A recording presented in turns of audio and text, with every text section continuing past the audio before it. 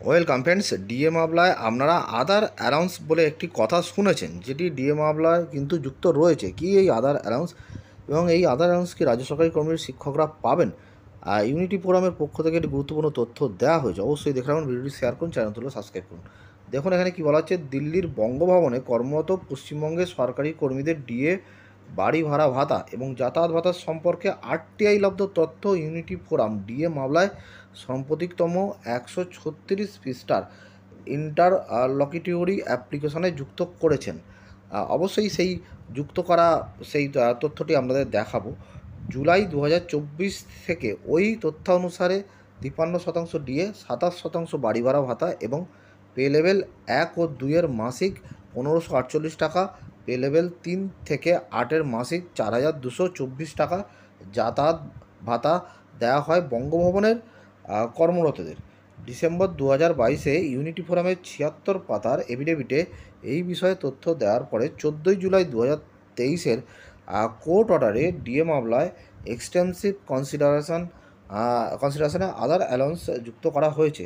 DA মামলায় এর আগে আদার অ্যালাউন্স কখনো ছিল না।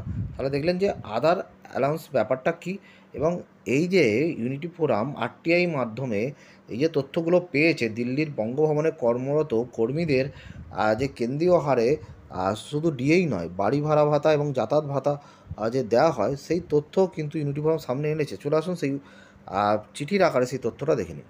দেখুন এই সেই যে দেখুন চিঠির আকারে তথ্যটি government of West Bengal, office of executive engineer, city division, PWD, এখান থেকে দেওয়া হয়েছে। দেখুন রাইটার্স বিল্ডিং, কলকাতা, এখানে লেখা আছে। কাকে দেওয়া হয়েছে? দেবপ্রসাদ হালদার বাবুকে কিন্তু দেওয়া হয়েছে। এবং সরকার যে তথ্যটা দিচ্ছে, এই জায়গাটা দেখবেন, with reference to the above memo the undersign has to inform the following information only point number 2 as asked by Debprasad Haldar section officer. এই যে কী তথ্য এখানে দেওয়া হচ্ছে দেখুন।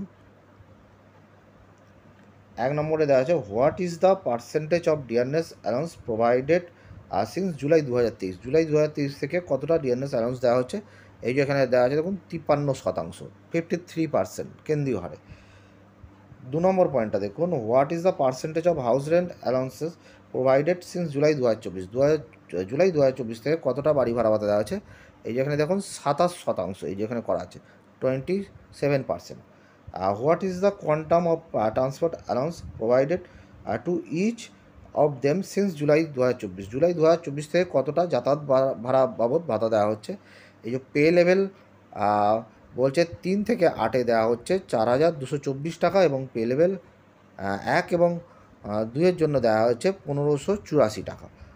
এইটাকেই হাতিয়ার করে ইউনিটি ফোরাম এই যে আরটিআই তথ্যটা পেয়েছে দিল্লির বঙ্গভবনে কর্মরত ওখানকার কর্মীদের কী হারে dearness allowance, house rent allowance এবং ট্রান্সপোর্ট অ্যালাউন্স দেওয়া হয়, সেই তথ্য কিন্তু ইউনিটি ফোরাম হাতে পেয়েছে, এবং যেটাকেই কিন্তু বলা হচ্ছে আদার অ্যালাউন্স, এবং এটাই কিন্তু এফিডেভিটে ডিএ মামলায় যুক্ত করেছে ইউনিটি ফোরাম। এই তথ্য আরটিআইয়ের মাধ্যমে দেবপ্রসাদ বাবু সরকারের কাছ থেকে পেয়েছেন, এটাই উনি জানাচ্ছেন, এবং সেই চিঠিও কিন্তু এখানে প্রকাশ করেছেন। আদার অ্যালাউন্সের যে কনসেপ্টটা, সেটা আশা করি ক্লিয়ার হয়েছে। এটাই কিন্তু dearness allowance and other allowance বলে কিন্তু বারবার আমরা দেখেছি সুপ্রিম কোর্টে যে ডিএ মামলা, সেখানে যে অফিস রিপোর্ট প্রকাশিত হয়, সেখানে কিন্তু উল্লেখ করা রয়েছে। এবারে দেখা যায় যে রাজ্যের সরকারি কর্মচারীরা শুধু ডিএ পায়, নাকি কেন্দ্রের নিয়ম অনুযায়ী বাড়ি ভাড়া ভাতা, যাতায়াত ভাড়া ভাতা পান কিনা। ধন্যবাদ।